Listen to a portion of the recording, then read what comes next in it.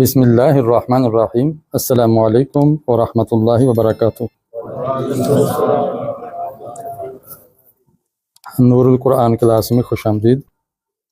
آج ہم سورہ بقرہ کی آیت نمبر 19 پڑھیں گے۔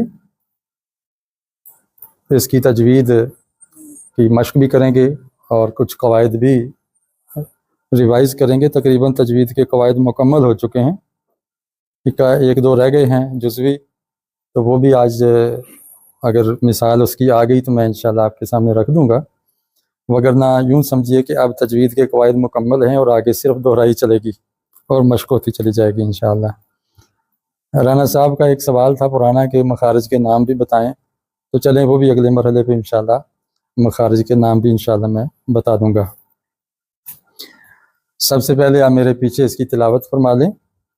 اعوذ باللہ من الشیطان الرجیم، اعوذ باللہ من الشیطان الرجیم، بسم اللہ الرحمن الرحیم، بسم اللہ الرحمن الرحیم، او کصیب من السماء،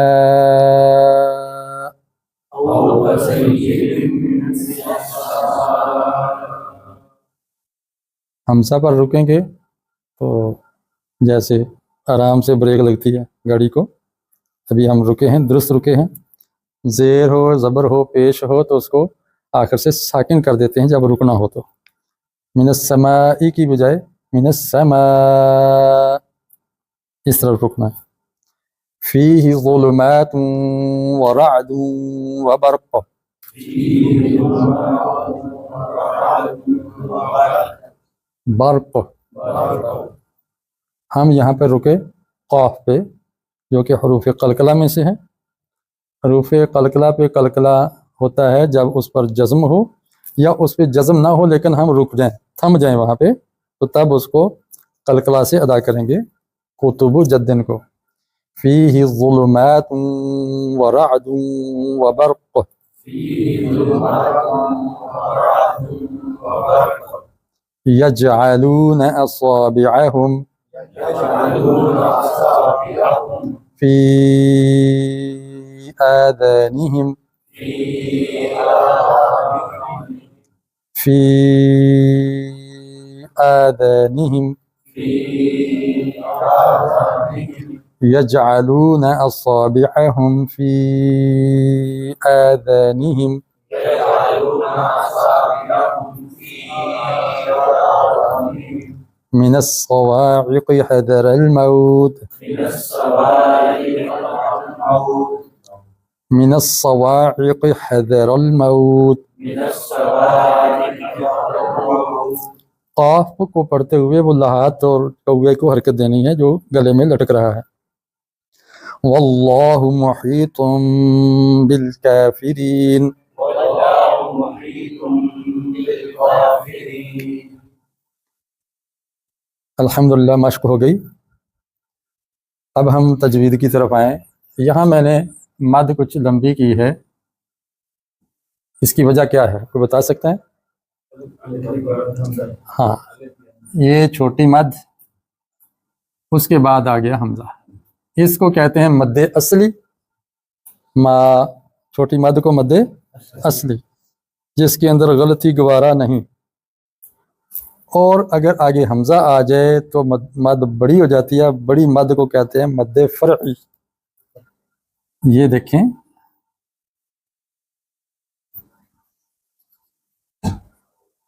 یہ اصل ہے اور یہ فرع ہے، ٹھیک ہے؟ یہ فرع ہے، فرع کا معنی شاخیں، شاخ۔ شاخ کٹ بھی جائے اصل باقی رہے تو درخت زندہ رہتا ہے یا مردہ ہو جاتا ہے؟ زندہ رہتا ہے، دوبارہ شاخیں آ جائیں گی۔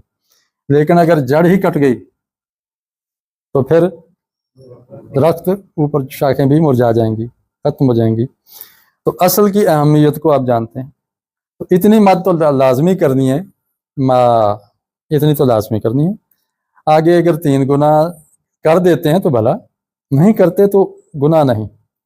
اس لیے یہاں پہ چھوٹی مد کے بعد حمزہ آ گیا تو یہ مد فرعی بن گئی اور یہ بڑی مد ہو جائے گی۔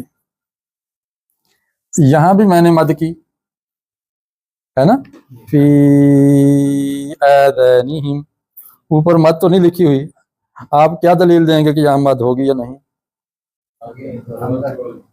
ہم نے دیکھا کہ یہ ہے مد فرعی اصلی، فی کیا ہے مد چھوٹی مد، مد اصلی، یعنی زیر کے بعد یا جزم والی آ جائے، زبر کے بعد الف آ جائے تو یہ مد اصلی ہے۔ اگر اس کے بعد حمزہ آ گیا تو یہ مد فرعی ہو جائے گی، آواز غیر معمولی لمبی ہو جائے گی 3 سے 4 گنا، فی آ، فی آ، کلیئر ہو گیا؟ اور کہیں مد فرعیہ کی کوئی مثال اس میں نہیں ہے۔ نمبر 2،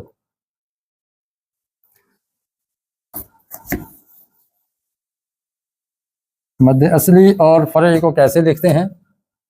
یہ ہے مد اصلی جڑ والی مد، اور یہ آ جائے تو مد فرعی، فرع کہتے ہیں شاخ کو، اور اسی سے ہم عام طور پہ سنتے ہیں فروعی مسائل، یعنی شاخ در شاخ جو چھوٹے چھوٹے مسائل باقی نکلتے ہیں ان کو فروعی یعنی چھوٹے مسائل کہتے ہیں۔ تو ہم نے مد اصلی اور مد فرعی پڑھا ہے۔ اس کی علامت یہ دی جاتی ہے اس طرح کر کے اور اس طرح کر کے۔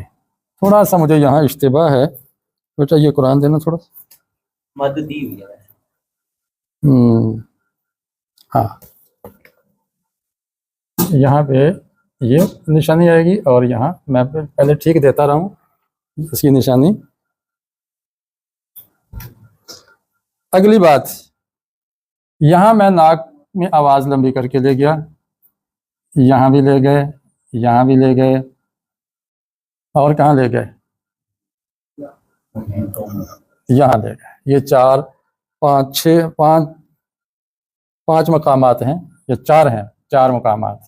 ایک آ رہا ہے کہ بازر بعد وزیر بن ہے، اس کے بعد میم آ گئی ہے، ٹھیک ہے، ہم میم نیچے زیر لکھتے ہیں، شاد نہیں دیتے ابھی۔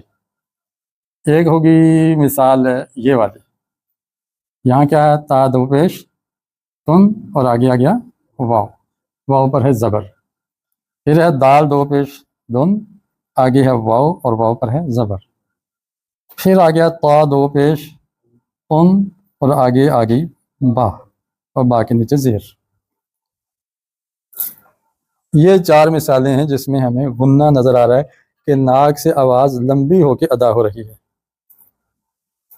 فارمولہ ہمیں ملتا ہے کہ اگر تنوین کے بعد میم آ جائے یا واو آ جائے یا با آ جائے تو آواز ناک سے ادا ہوگی، غنہ پیدا ہوگا۔ کیسے پڑھیں گے؟ بم